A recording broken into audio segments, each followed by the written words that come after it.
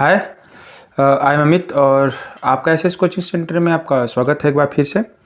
आज हम डिस्कस करने वाले हैं यूपी बोर्ड क्लास 9 और 10 से रिलेटेड प्री बोर्ड और बोर्ड की परीक्षाओं से संबंधित है। जो आप देख रहे होंगे इसमें 17 जनवरी 2023 को यह न्यूज अपडेट हुई है। तो आप जो भी क्लास 9 और 10th में जो भी बच्चे इस पढ़ रहे हैं तो एग्ज़ाम देने से पहले इस नोटिस को ज़रूर देखें और इसको समझें कि हमें बोर्ड की तरफ से क्या हमको सूचना अपडेट हुई है। 17 जनवरी 2023 को ये अपडेट हुआ है।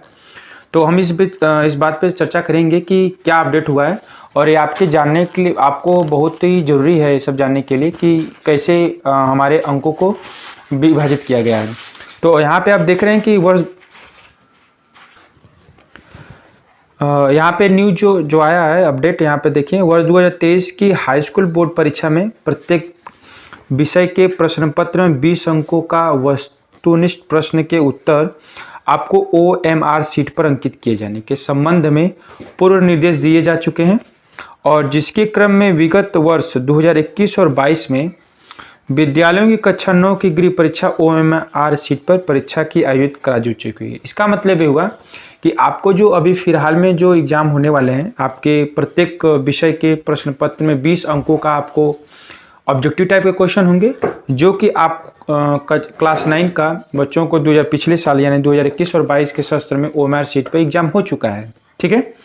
और जो वर्ष 2023 का जो हाई स्कूल का बोर्ड का परीक्षा होने वाला है उससे संबंधित जो OMR सीट पर आपको जो एग्ज़ाम देने हैं उसका नमूना आपको यूपी माध्यमिक शिक्षा परिषद के वेबसाइट पे आपको वहाँ पे उपलब्ध करा दिया गया कि आपको कैसे OMR सीट पर आपको क्वेश्चन ऑब्जेक्टिव टाइप के क्वेश्चन को कैसे फिलअप करना है।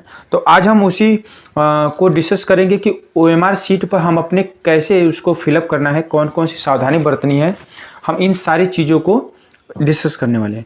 उसके पहले हम ये डिस्कस करेंगे कि हमारे कक्षा 9 और 10 के जो पेपर होने वाला है उसके अंकों को कैसे विभाजित किया गया है। इस चीज़ को हम थोड़ा सा फोकस करते हैं, फिर हम चलते हैं OMR सीट पे। यहाँ पे अगर देखा जाए तो कक्षा 9 और 10 की अर्धवार्षिक और वार्षिक प्री बोर्ड की परीक्षा निम्नांकित अंक विभाजन की अवस्था में संपादित किया जाए। अगर क्लास 9 की अगर बात की जाए, ये अर्धवार्षिक और वार्षिक परीक्षा दोनों के लिए है। अर्धवार्षिक परीक्षा में 70 अंक की लिखित परीक्षा होगी। 70 अंक के प्रश्न में आपको 30% अंकों यानी कि 20 अंक के बहुविकल्पी प्रश्न होंगे और जिसकी परीक्षा OMR सीट पर ली जाएगी। यानी कि आपको प्रत्येक सब्जेक्ट का आपको प्रत्येक विषय में आपको 70 नंबर के आपको परीक्षाएं होंगी, जिसमें से आपको 20 नंबर का आपको ऑब्जेक्टिव टाइप का होगा, ऑब्जेक्टिव टाइप के होंगे और बाकी 50 नंबर आपके लिखित परीक्षा हो, यानी आपको लिखकर परीक्षा देना पड़ेगा। ठीक है। ये आपके अर्धवार्षिक और वार्षिक दोनों के लिए ही नियम फॉलो किए जाएंगे। ठीक है। यानी अगर आप मैथ का एग्ज़ाम दे रहे हैं वार्षिक और अर्धवार्षिक तो आपके 70 नंबर के एग्ज़ाम होंगे, जिसमें से 20 नंबर आपको ऑब्जेक्टिव टाइप मिलेगा और 50 नंबर आपको लिखित में परीक्षा देना पड़ेगा और 30 नंबर आपको स्कूल की तरफ से इंटरनल मार्क्स मिलेंगे। ठीक है। तो आपको यहाँ पे 50 नंबर आपको लिखित देना पड़ेगा और 20 नंबर आपको ऑब्जेक्टिव टाइप देना पड़ेगा। इसी तरह से आप जो भी सब्जेक्ट ले रहे हैं वो हर सब्जेक्टों में इसी तरीके से दिया जाएगा नंबर। ठीक है। फिर उसके बाद हम आते हैं, आपका जो वार्षिक परीक्षा के बाद जो कुल अंक जोड़े जाएंगे 70 अर्धवार्षिक परीक्षा के, 70 वार्षिक परीक्षा के और 30 नंबर आपके इंटरनल मार्क्स से जोड़े जाएंगे जो स्कूल की तरफ से मिलेगा।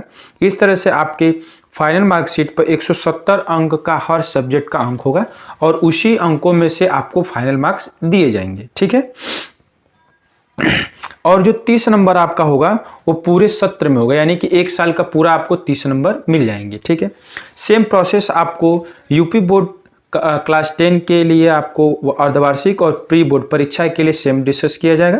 यानी हर सब्जेक्ट के लिए आपको 70 अंक की परीक्षाएं होंगी, जिसमें से 30 नंबर आपको स्कूल की तरफ से आंतरिक यानी इंटरनल मार्क्स दिए जाएंगे और 20 नंबर का आपको OMR सीट पे ऑब्जेक्टिव टाइप क्वेश्चन करने पड़ेंगे और 50 नंबर के आपको क्वेश्चन को लिखित देना पड़ेगा। ठीक है।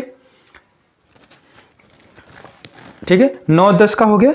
11-12 का अगर देखा जाए तो कक्षा 11 और 12 की अर्धवार्षिक और वार्षिक और प्री बोर्ड परीक्षाओं में किसी भी प्रकार का अंकों में विभाजन का कोई भी परिवर्तन नहीं किया गया है। इसमें पिछली वर्ष के भांति इस बार भी परीक्षा होगी। क्लास 12th के लिए आपको 2025 में आपको इसका भी आपको नए तरीके से आपको परीक्षा देखने को मिल सकता है। आपको उसमें भी ऑब्जेक्टिव टाइप के क्वेश्चन करने के लिए मिल सकते हैं और इंटर में भी। तो अभी इस वर्ष के लिए कोई भी परिवर्तन नहीं किया गया है। इस वर्ष सिर्फ क्लास 9 और क्लास 10 के बच्चों को स्टूडेंट के ही अंकों में परिवर्तन किया गया परीक्षा में पैटर्न में। ठीक है, अब हम आते हैं कि OMR सीट पे भरने से पहले हमको कौन कौन सी सावधानी बरतनी चाहिए, इस चीज़ को हम लोग डिस्कस करते हैं। मैं आपको एक नमूना दिखा देता हूँ, उसी नमूने से हम लोग क्या करना है देखेंगे। हाँ, ये आपके नमूने हैं जो आपके बोर्ड के एग्जाम में जब आप पेपर देने जाएंगे तो आपको इसी तरीके का OMR सीट मिलेगा भरने के लिए। तो इस पेपर को बड़ी सावधानी से भरना है। आपको कोई सा भी अपने मन से नहीं भरना है।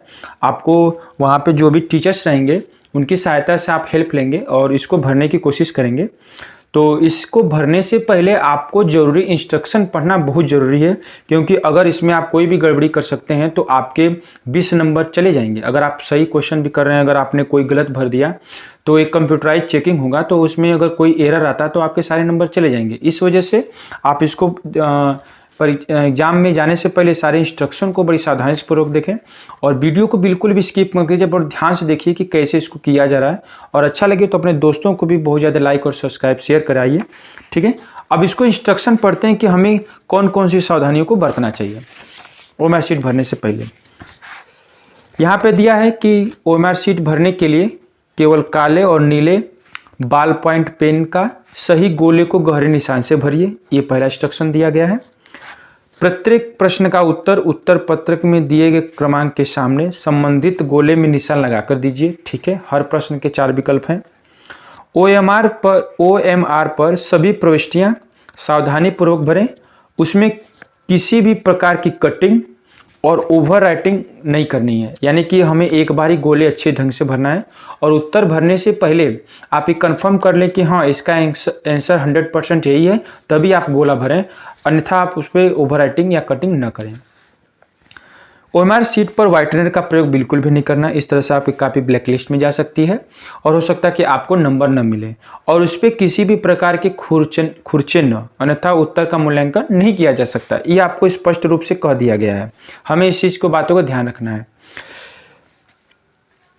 प्रत्येक प्रश्न का उत्तर केवल एक ही पूरे गोले में गहरा तथा पूरा निशान लगाकर दीजिए, जैसा कि पृष्ठ में दर्शाया गया। यानी कि अगर हमको आंसर पता है, हमें सिर्फ वही गोला भरना है, बाकी गोले को उसी तरीके से भर देना है। और ध्यान है कि गोला पूरी तरीके से भरा होना चाहिए। ठीक है,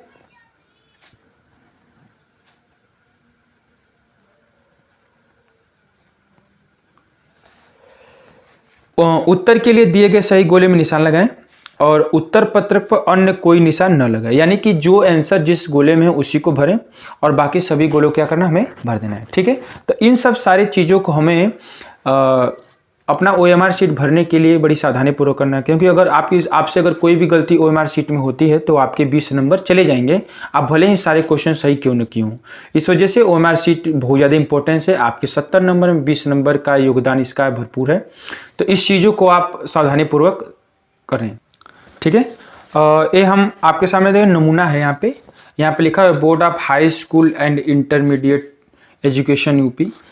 ये आपको यूपी प्रदेश शिक्षा परिषद के वेबसाइट से आपको मिल जाएगा। यहाँ पे भरने के नमूने दिए हैं। यहाँ पे देखा जिला कोड है, आप जिस डिस्ट्रिक्ट के रहने वाले हैं वहाँ पे आपका कोड दिया भरना है। इसमें आपका जहाँ पे सेंटर गया है वहाँ का कोड इसमें डालना है। आपका रोल नंबर, यहाँ पे जो कुछ भी आप यहाँ पे रोल नंबर अपना डालेंगे।